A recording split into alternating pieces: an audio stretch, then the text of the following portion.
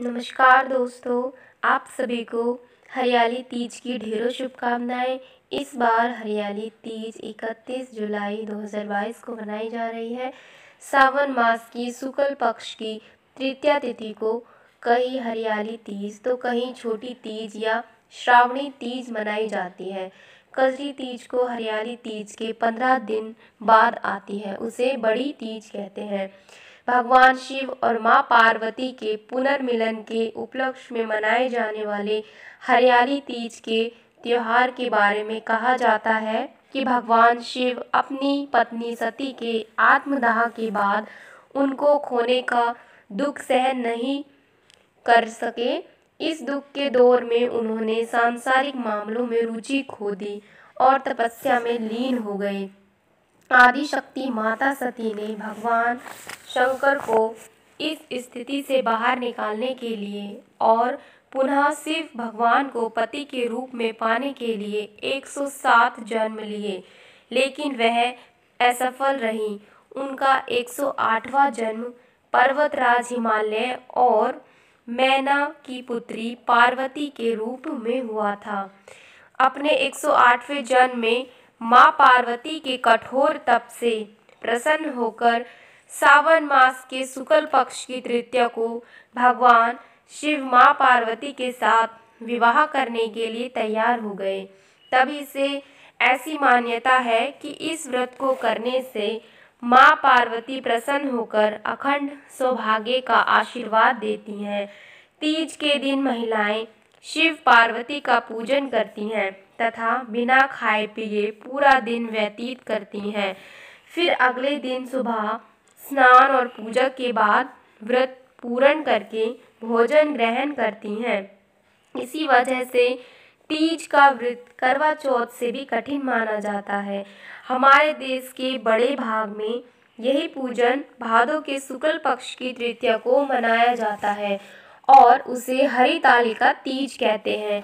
दोनों तीज में एक जैसा पूजन होता है और कथा भी एक जैसी है। कथा को शुरू करते हैं। आइए, हरियाली तीज की कथा। एक बार भगवान शिव ने जन कल्याण के लिए मां पार्वती को उनकी कठिन तपस्या का स्मरण कराते हुए तीज की कथा सुनाई थी। भगवान शिव कहते हैं, हे गौरी, पर्वतराज हिमालय पर गंगा के किनारे तुमने अपनी बाल्यावस्था में कठिन तप किया था। इस अवधि में तुमने अन्न न खाकर केवल हवा और सूखे पत्तों का सेवन किया। माघ की शीतलता में तुमने निरंतर जल में रहकर तप किया था।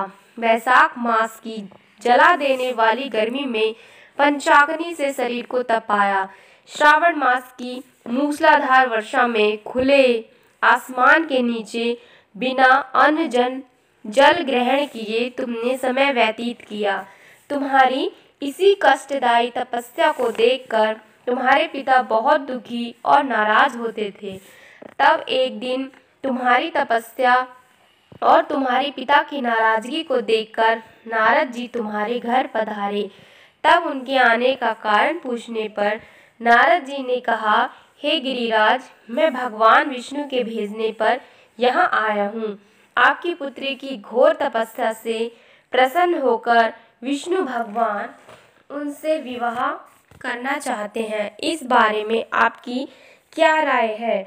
नारद की बात सुनकर पर्वतराज हिमालय बहुत प्रसन्नता के साथ बोले, हे मुनिवर, यदि स्वयं भगवान विष्णु मेरी कन्या का वरण करना चाहते हैं तो मुझे क्या आपत्ति हो सकती है? वह तो साक्षात ब्रह्म है। यह तो हर पिता की इच्छा होती है कि उसकी पुत्री सुख संपदा से युक्त पति के घर की लक्ष्मी बने। नारद जी तुम्हारे पिता की स्वीकृति पाकर विष्णु जी के पास गए और उन्हें विवाह तय होने का समाचार सुनाया। परंतु जब तुम्हें वहाँ के बारे में पता चला तो तुम्हें बहुत दुख हुआ। तुम्हें इस प्रकार से दुखी देखकर तुम्हारी एक सहेली ने इसका कारण पूछा। तब तुमने बताया कि मैंने सच्चे मन से भोलेनाथ का वरण किया है, परंतु मेरे पिताजी ने मेरा विवाह विष्णु जी के साथ तय कर दिया। मैं धर्म संकट में हूँ। अब मेरे पास प्राण त्याग देने के अलावा और कोई उपाय नहीं बचा। तुम्हारी सखी बहुत समझदार थी। उसने कहा, प्राण त्याग देना ही समस्या का हल नहीं होता। संकट के समय धैर्य से काम लेना चाहिए। नारी के जीवन की सार्थकता इसी में है कि जिसे मन से एक बार पति के रूप में वरण कर लिया, जीवन भर उसी से निर्वाह करें।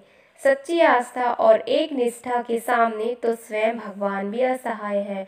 मैं तुम्हें घने वन में ले चलती हूँ, जो साधना के लिए सही स्थान है और जहाँ तुम्हारे पिता तुम्हें खोज नहीं पाएंगे। मुझे पूर्ण विश्वास है कि ईश्वर की अवश्य ही तुम्हारी सहायता करेंगे। अपनी सखी की बात मानकर तुमने ऐसा ही किया। तुम्हारे पिता तुम्हें घर में ना पाकर बड़े चिंतित और दुखी हुए। वह सोचने लगे कि मैंने तो विष्णु जी से अपनी पुत्री का विवाह तय कर दिया। यदि विष्णु जी बारात लेकर आ गए और कन्या घर पर नहीं मिली तो बहुत अपमान होगा। ऐसा विचार करके पर्वतराज ने चारों ओर तुम्हारी खोज शुरू करवा दी। इधर वह सब तुम्हें खोजते रहे, उधर तुम नदी के किनारे गुफा में आराधना में लीन रहने लगी। श्रावण मास की शुक्ल पक्ष की तृतीया को हस्त नक्षत्र के समय तुमने रेत के शिवलिंग का निर्माण किया और रात भर मेरी स्तुति में गीत गाकर जागरण किया। तुम्हारी इस कठोर तपस्या के प्रभाव से मेरा आसन हिलने लगा और मैं शीघ्र ही तुम्हारे पास पहुंच गया और तुमसे वर मांगने को कहा। तब अपनी तपस्या के फल स्वरूप मुझे अपने सामने पाकर तुमने कहा, मैंने सच्चे मन से आपका पति के रूप में वरण कर चुकी हूँ। यदि आप मेरी तपस्या से प्रसन्न होकर यहाँ पधारे हैं तो मुझे अपनी अर्धांगिनी के रूप में स्वीकार कीजिए। तब मैं तथास्तु कहकर कैलाश पर्वत पर लौट आया। सुबह होते ही तुमने पूजा की सारी सामग्री नदी में प्रवाहित करके अपनी सखी के साथ व्रत का पारण किया।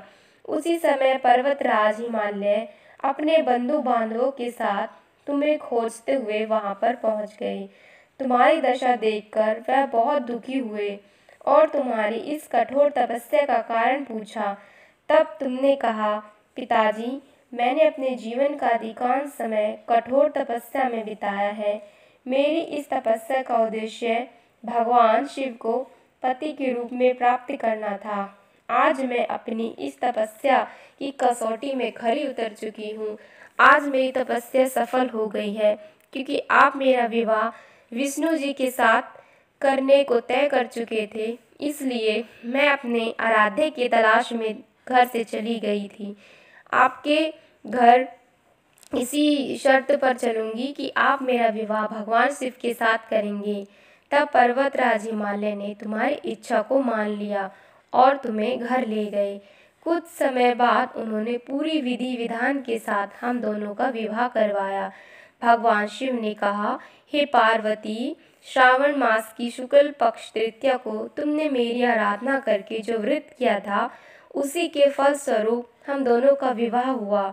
भगवान शिव ने पार्वती जी से कहा, जो भी स्त्रियां निष्ठा और श्रद्धा के साथ इस दिन व्रत करके तुम्हारी पूजा करेंगी, मैं उन्हें अचल सुहाग प्रदान करूंगा। इस प्रकार हरियाली तीज की कथा पूर्ण हुई। कहानी सुनने वालों का भी भला हो और सुनाने वालों का भी भला हो। तो दोस्तों, इस दिन हरे रंग का भी विशेष महत्व है और जो भी इस व्रत को करती हैं वे हरे रंग के वस्त्र, चूड़ियाँ और 16 श्रृंगार करती हैं। तो हमारी कथा आपको कैसी लगी, कमेंट में जय शिव शंकर अवश्य लिखना।